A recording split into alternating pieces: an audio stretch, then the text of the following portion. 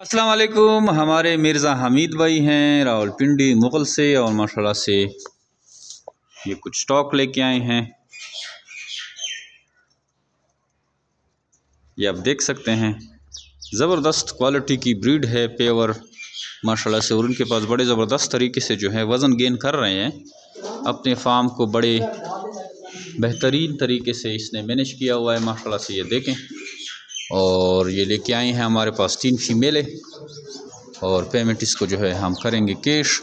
जेमिर bit farm Pakistan और ऋषि को सबसे बड़ी कंपनी है जो खरगोश देख कर लाइफ टाइम तक इनके बच्चे खरीदने का एग्रीमेंट करती है। नहायत ही आसान और मुनाफा बख्श कारोबार है। डेली बेसिस इस कारोबार से लोग जुड़ रहे हैं और इससे बहुत ही ज़्यादा फ़ायदा उठा रहे हैं। आप भी इस तरह का कारोबार शुरू कर सकते हैं।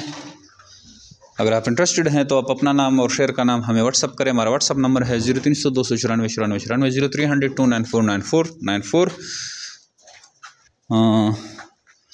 तो आपको खरगोश फार्मिंग के मुतालिक जो है सारी मालूमात भेज दी जाएगी। खरगोश फार्मिंग नहायत ही आसान और मुनाफा बख्श कारोबार है।